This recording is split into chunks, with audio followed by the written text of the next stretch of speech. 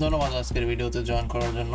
এই ভিডিওতে আমরা দেখব আমাদের প্রিভিয়াস প্রজেক্টে কিভাবে HTML এবং CSS ইমপ্লিমেন্ট করা যায়। তো চলুন শুরু করা যাক। তো প্রথমে আমরা ফাইলে যাব, ফাইলে গিয়ে আমাদের ওই প্রজেক্ট ফোল্ডারটায় যাব।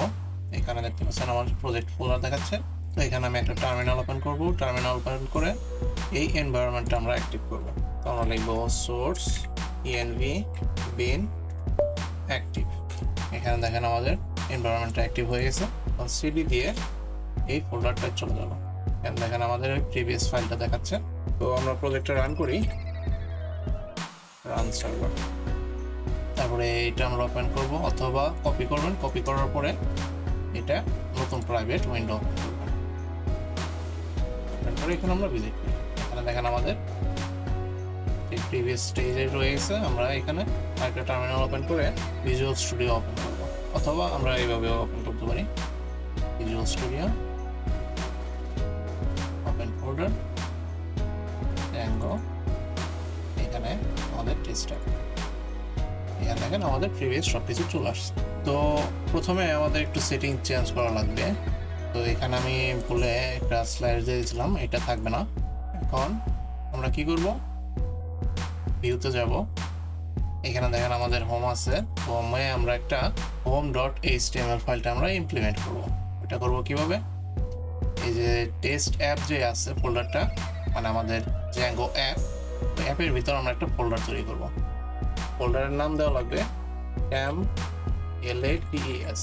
templates। ফোল্ডারের নামটা আপনারা ঠিক মতো রাখবেন, কারণ এটা এক্স্যাক্টলি ম্যাচ না হলে কিন্তু কাজ নাও করতে পারে। তার ভিতরে আমরা আরেকটা ফোল্ডার তৈরি করব সেম এই অ্যাপের নাম দিয়ে, টেস্ট অ্যাপ। তার ভিতরে আপনারা যত রকমের ফোল্ডার তৈরি করতে পারেন, কোনো সমস্যা নেই। তো এখানে আমি জাস্ট একটা ফাইল তৈরি করব HTML। তার আগে আমাদের হোম দেওয়া লাগবে home.html। এখানে আমরা একটা সিম্পল ডক তৈরি করি। এখানে আমরা লিখি this is a test page। তো এটা এখন আমরা ভিউ করব কিভাবে, আমরা HTTP রেসপন্স কেটে এখানে লিখব রেন্ডার। তার ভিতরে এখানে দেখেন আপনার দেখাচ্ছে রিকোয়েস্ট দেওয়া লাগবে, তারপরে টেমপ্লেটের নাম। তো আমরা এখানে লিখব রিকোয়েস্ট, এই কোডটা কেটে দেব। তারপরে একটা সিঙ্গেল কোড অথবা ডাবল কোড আপনার প্যাথ দিবেন এই HTML এর। এখানে প্যাথ দেওয়ার সিস্টেমটা কি, আপনার এই টেমপ্লেটের পরে থেকে এখানে দেওয়া লাগবে। তো এখানে আছে টেস্ট অ্যাপ /home.html। বুঝতে পারছেন কিভাবে আপনার এই টেমপ্লেট লিখবেন না, আপনি টেমপ্লেটের পরবর্তীতে আপনার যে ফোল্ডারগুলো থাকবে ওই ফোল্ডারের নামটা লিখবেন। তো এখন যদি আমরা এটা ভিউ করি, এখানে দেখেন this is a test page কিন্তু চলে আসছে, মানে আমাদের এই HTML-টা লোড হয়ে গেছে। তো এখন HTML তো আমাদের CSS ও থাকে, তো ওইটা আমরা কিভাবে করব। তো এর জন্য আমরা প্রথমে একদম ডকুমেন্টের উপরে সেকেন্ড ব্র্যাকেটের ভিতরে দুইটা পার্সেন্টেজ দিয়ে এটার ভিতরে লিখব লোড স্ট্যাটিক। এই লোড স্ট্যাটিক কি করবে, আপনার এখানে একটা ফোল্ডার থাকবে স্ট্যাটিক ফোল্ডার, ওই ফোল্ডারটা লোড করবে। তো স্ট্যাটিক ফোল্ডারটা আমরা তৈরি করি এই অ্যাপের ভিতরে। এখানে আপনারা নিউ ফোল্ডার তৈরি করবেন, লিখবেন স্ট্যাটিক। স্ট্যাটিকের ভিতরে আপনি একটা CSS ফোল্ডার করেন অথবা JS ফোল্ডার করেন। তো আমরা লিখবো CSS, আর একটা লিখবো JS, মানে একটা JavaScript আর একটা হলো CSS।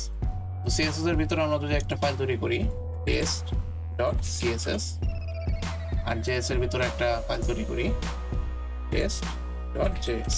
তো এখানে আমরা জাস্ট লিখবো console.log JavaScript loaded। তো যখন এই পেজটা আমরা লোড করব তখন এই জিনিসটা আপনার কনসোলে দেখাবে, এটা আমরা একটু পরেই দেখব। আর CSS এর মধ্যে আমরা বডি এক্সট্রা লাইন সেন্টার দিয়ে দিই জাস্ট টেস্টের জন্য। তো এখানে কিন্তু আমরা স্ট্যাটিকগুলো লোড করছি, কিন্তু এখন আমাদের CSS আর JavaScript সেপারেটলি লোড করা লাগবে। তো এটা আমরা করবো কিভাবে, এখানে আমরা লিখবো লিঙ্ক। এখানে দেখেন CSS দেখাচ্ছে, তো আমরা এই স্টাইলে একটু ডিলিট করে আমরা এটা স্পেসিফাই করবো কিভাবে, আমরা সেকেন্ড ব্র্যাকেট দিব, সেকেন্ড ব্র্যাকেটের ভিতরে দুইটা পার্সেন্টেজের ভিতরে আমরা লিখবো স্ট্যাটিক, কোনো কমা হবে না, তারপর আমরা লিখবো css/test.css css/test.css এটা দিলে আমাদের এই css ফাইলটা লোড হয়ে যাবে। আর তার পরবর্তীতে আমরা লিখবো pip source, এটা হলো জাভাস্ক্রিপ্ট লোডের জন্য। এখানে আমরা সেম জিনিস $static স্পেস js/test.js আমাদের লেখা হয়ে গেছে। এখন আমরা এটা টেস্ট করে দেখি। টেস্ট করবো কিভাবে? এখানে দেখেন আমাদের টেক্সটটা মিডলে এসে পড়েছে, কারণ আমরা এই সিএস এর মধ্যে লিখেছিলাম টেক্সট লাইন সেন্টার আর জাভাস্ক্রিপ্ট দেওয়া ছিল এটা। তো আমরা দেখি জাভাস্ক্রিপ্ট আমাদের রান হয়েছে কিনা।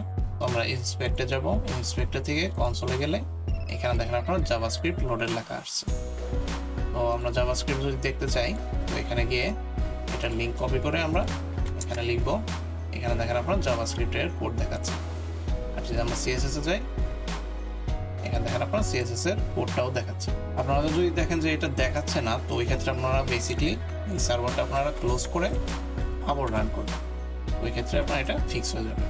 তো এখন আমরা আরেকটা জিনিস দেখবো, সেটা হলো আমরা যদি এই হোমে থেকে কোনো ভেরিয়েবল পাঠাতে চাই এই HTML-এর মধ্যে, বলতে গেলে এই দিস ইজ টেস্টের বদলে আমরা যদি অন্য কিছু লিখতে চাই যেটা আমাদের মানে পাইথন ফাংশন থেকে যাবে, তো ওই ক্ষেত্রে আমরা কিভাবে পাস করব ভেরিয়েবলগুলো?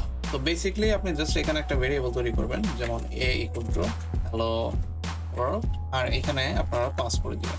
পাস করবেন কিভাবে? এখানে লিখবেন a:, এটা আপনারা আরেকটা সেকেন্ড ব্র্যাকেটের ভিতরে দিয়ে দিবেন, শেষ। এখানে একটা কমা হবে।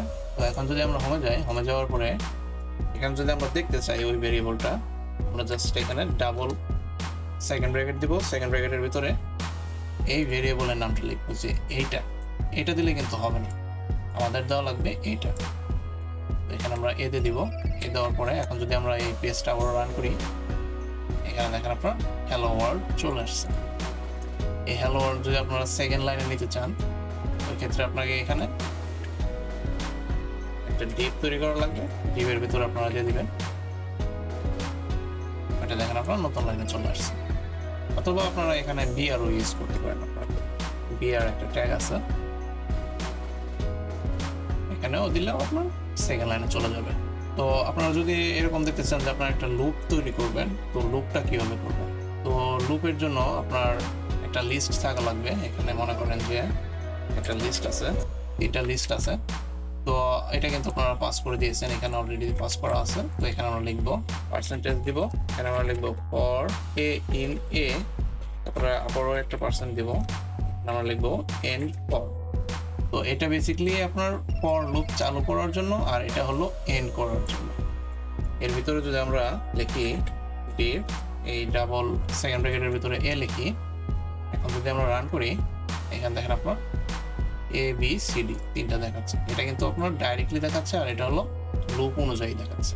তো এখানে আপনার এ হচ্ছে আপনার ভেরিয়েবল, আর এই এ হচ্ছে আপনার লিস্ট। তো এখানে আপনি এর বদলে যদি অন্য কিছু লেখেন আইটেম, তো এই ক্ষেত্রে এই আইটেমটা এখানে লেখা লাগবে, এখানে দেখেন সেম জিনিসটাই দেখাচ্ছে। আর যদি ইফ এলস ইউজ করতে চান, ওই ক্ষেত্রে এই সেম জিনিসই এটার ভিতরে আমরা দিই percentage if item equal to A, এখানে আমরা লিখবো এন্ড ইফ, মানে এখানে এটা রান করবে, রান করার সময় আপনার দেখবে যে আইটেমটা এ নাকি। যদি এ হয় তাহলে আইটেমটা প্রিন্ট করবে, আর যদি এ না হয় তাহলে আর প্রিন্ট করবে। আমরা যদি এটা তারপর দেখি, এখানে দেখেন ম্যাচ হচ্ছে না, কারণ এখানে কিন্তু ডিফারেন্ট, এটা হচ্ছে স্ট্রিং আকারে, আর এখানে কিন্তু আমরা আইটেম দিয়েছি অন্যরকম একটা। তো এটা আমরা ডাবল কোটেশনের ভিতরে দিব। এখন যদি আমরা ট্রাই করি, এখানে দেখেন আপনার এ চলে আসছে। আশা করি আপনারা বুঝতে পেরেছেন। ধন্যবাদ এই পর্যন্ত থাকার জন্য। পরবর্তী ভিডিওতে আমরা দেখব কিভাবে এই অ্যাপ্লিকেশনটা আমরা ওয়েবসাইটে অথবা সার্ভারে হোস্ট করব।